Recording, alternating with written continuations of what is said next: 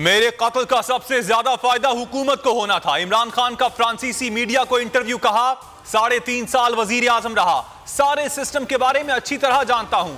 खुद पर हमले से मुताल्लिक 6 हफ्ते कबल बता दिया था। यह भी कहा था कि इस हमले को मजहबी रंग दिया जाएगा। जब आजादाना तहकीकात होंगी सब सामने आ जाएगा।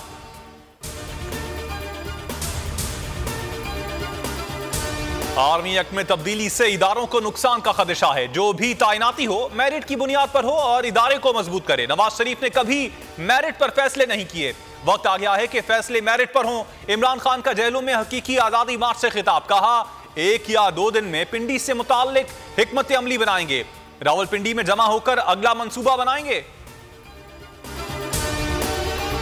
बस बहुत हो गया। इमरान खान ने इल्जामात लगाने वालों के खिलाफ कार्रवाई का फैसला कर दिया। कहा यह हर वक्त मेरे खिलाफ कोई ना कोई प्रोपेगेंडा मुहिम शुरू कर देते हैं। उमर जहूर, जंग और जियो के खिलाफ केस करूंगा। इमरान खान की सहाफियों से मुलाकात में गुफ्तगू। कहा तोशा खाना का सामान इस्लामाबाद में फरोख्त किया।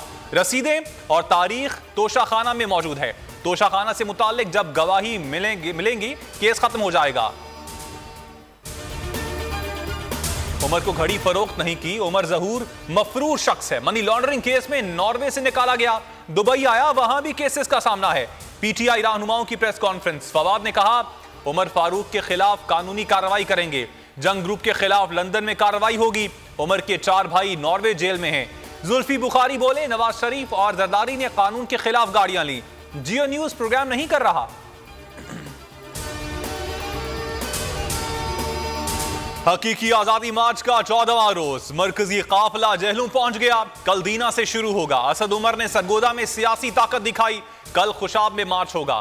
खैबर पख्तूनख्वा और बलोचिस्तान से काफिले भी रवा दवा। शहर शहर, नगर नगर लॉन्ग मार्च की खुसूसी कवरेज सिर्फ बोल दिखा रहा है। हकीकी आजादी मार्च से मुताल्लिक बड़े फैसले मुतवक्के। इमरान खान ने अहम मुशावरती इजलास तलब कर लिया। पंजाब और खैबर पख्तूनख्वा क़यादत को बुला लिया गया। मुशावरती इजलास में रावलपिंडी पहुंचने की तारीख पर मुशावरत होगी। फाइनल हिकमत अमली तय होगी। बोल ने हमेशा हक और सदाकत का साथ दिया।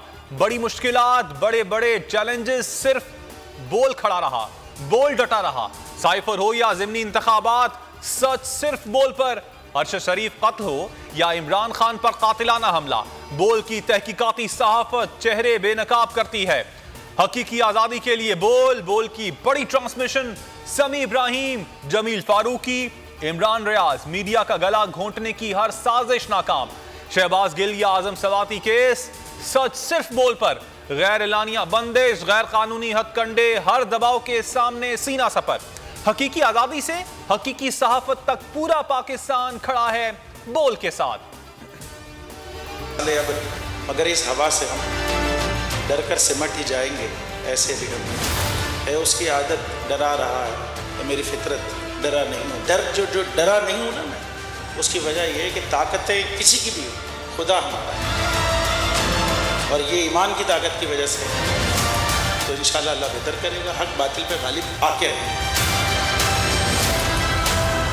और शुएब शेख को कहना वो हमेशा डटा रहा, हमेशा डटा रहे। इमरान खान का बोल न्यूज के सीईओ शुएब शेख के नाम खुसूसी पैगाम।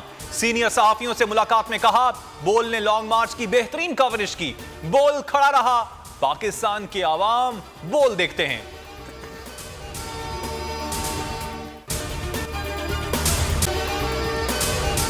अगर आपको ये वीडियो पसंद आई तो हमारे चैनल को सब्सक्राइब करें और बेल आइकन पर क्लिक करें।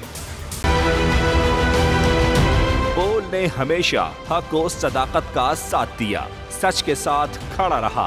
हम हैं मिसाल अब्र, मगर इस हवा से हम डर कर सिमट ही जाएंगे, ऐसे भी हमने। बड़ी मुश्किलात, बड़े बड़े चैलेंजेस, है उसकी आदत। डरा रहा है तो मेरी फितरत डरा नहीं हूँ मैं। और ये ईमान की ताकत की वजह से सहाफत पर जब भी कड़ा वक्त आया सिर्फ बोल खड़ा रहा। इंशाअल्लाह अल्लाह बेहतर करेगा। हक बातिल पे गालिब आके रहेगा। बोल को है जरूरत अवाम के दुआओं की।